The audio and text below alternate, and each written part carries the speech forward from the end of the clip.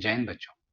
आइए आज class 12 maths में चैप्टर 4 डिटर्मिनेंट्स में कुछ और नए एमसीक्यू क्वेश्चन को हल करते हैं।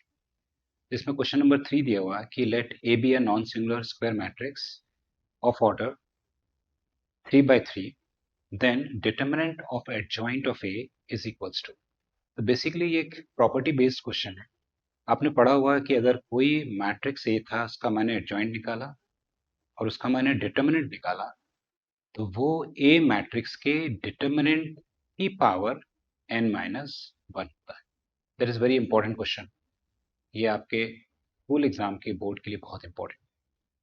अब आप देखिए, सिर्फ n यहाँ इंडिकेट करता है कि उस मैट्रिक्स के ऑर्डर को, मतलब यहाँ पे मुझे ऑर्डर गिवन है 3/3, तो n की वैल्यू 3, क्योंकि स्क्वायर मैट्रिक्स की ही बात कर रहा है, तो n की वैल्यू यहाँ पे हो जाएगी मेरे पास 3, और n की वैल्यू अगर मैं 3 रखता हूँ तो ये हो जाएगा डिटर्मिनेंट ऑफ ए की power 3 - 1 equals to determinant of adjoint of A. और अगर आप इसको सॉल्व करते हैं तो ये हो जाएगा डिटर्मिनेंट ऑफ ए का square equals to determinant of adjoint of A. तो देखें ऑप्शंस यहाँ दिया हुआ है, ऑप्शन बी। तो ऑप्शन बी कैसा हो जाएगा मेरा? करेक्ट हो जाएगा। आइए नेक्स्ट क्वेश्चन देखते हैं इसी में। क्वेश्चन नंबर 4 कि if A is an invertible matrix of order 2, then determinant of A inverse is equals to. इसको थोड़ा सा देखिए कैसे हम लोग सॉल्व करते हैं।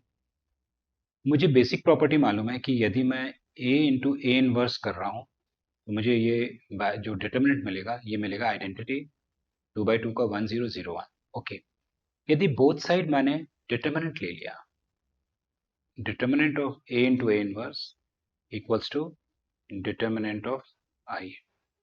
अब आपको मालूम है कि i जो होता है वो होता है मेरे पास 1001, और यदि मैंने इसका डिटर्मिनेंट बना लिया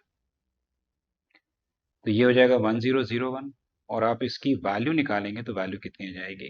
1। मतलब ऊपर से नीचे क्रॉस करना, 1 इंटू 1 1 माइनस 0 इंटू 0 0, तो 1 - 0 बेसिकली आपका 1 आ जाएगा। तो ये अपने को याद रखना है। तो राइट हैंड साइड तो 1 आ गया मेरा, उस आइडेंटिटी मैट्रिक्स का डिटरमिनेंट 1 आ गया।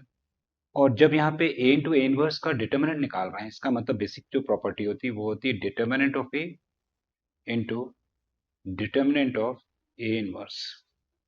और जो फाइंड करना है क्वेश्चन में वो है आपका डिटर्मिनेंट ऑफ ए इनवर्स। तो यदि मैं डिटर्मिनेंट ऑफ ए इनवर्स को लेफ्ट हैंड साइड रखूं और ये जो डिटर्मिनेंट ए मल्टीप्लाई उसको राइट हैंड साइड शिफ्ट करूं, क्योंकि मल्टीप्लिकेशन में है, राइट हैंड साइड जाएगा तो डिवीजन के फॉर्म आएगा, ये आएगा 1 अपॉन डिटर्मिनेंट ऑफ ए। तो देखें ऑप्शन हमारे पास दिया हुआ है, यहाँ पे बी ऑप्शन है, तो इस तरह से बी ऑप्शन क्या हो जाएगा मेरा? करेक्ट हो जाएगा।